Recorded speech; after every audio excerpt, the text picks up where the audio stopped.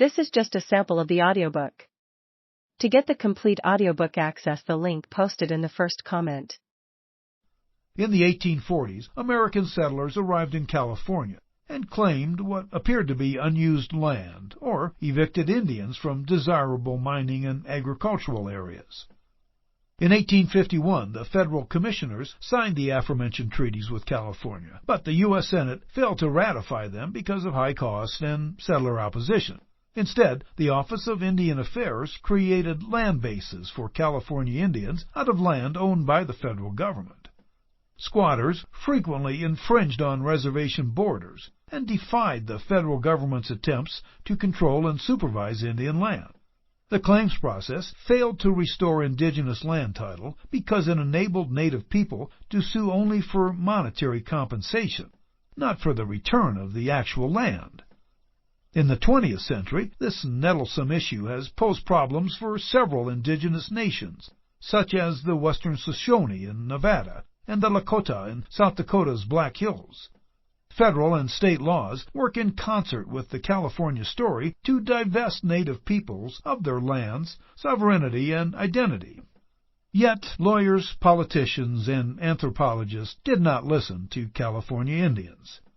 The time was not right for people to accept California Indians' understandings of identity and land expressed in their creation stories. The California Indian claim, later called Case K-344, eventually wound itself through the courts and political committees. On December 5, 1944, the Court of Claims ruled in favor of the Indians of California to the tune of $17 million for the 18 reservations allocated in the treaties. However, pursuant to the original Jurisdictional Act, the court deducted offsets of $12 million for government expenses since the 1850s. The remaining $5 million was initially placed in a trust fund for California Indians, but in 1950, the U.S. Congress distributed a per capita payment of $150 to those Indians and their descendants from the 1928 California Indian Roll. California Indians derisively referred to this payment as their TDP money, television down payment. California Indians countered settler histories and laws with an indigenousness that began at creation. Indigenous creation stories asserted that the indigenous people of California were not Indians of California, but Concows, Yukees, Paiutes, and members of other tribal nations. Creators made specific pieces of land for them. Creators placed a special people on that land. There were other people in California, but they spoke a different language and lived in other places. The Creator and Coyote then created the people's distinct cultures. Creation stories also claim indigenous sovereignty.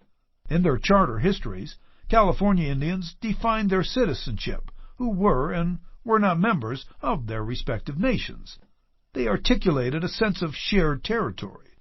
They outlined their political organizations by describing their captains' duties. And they argued that they were first on the land, a point that rejected U.S. legal doctrines. California Indians insisted that creators made the land specifically for them, thereby defying the legal doctrine of terra nullius, which undergirded the doctrine of discovery. California Indians used the land that the Creator had given them. Creation stories served as the beginning of the people's history. They detailed the creation of the California Indian land base, thus tying the people to specific places, and explained the people's physical creation and their cultural underpinnings. Rather than simply reflecting on the past, creation stories instructed California Indians how to deal with legal cases in the 1930s. California Indian creation narratives challenged the legal mechanisms that threatened Native identity, undermined tribal sovereignty, and destroyed indigenous land rights. Creation stories, perhaps implicitly at times, critiqued American colonialism.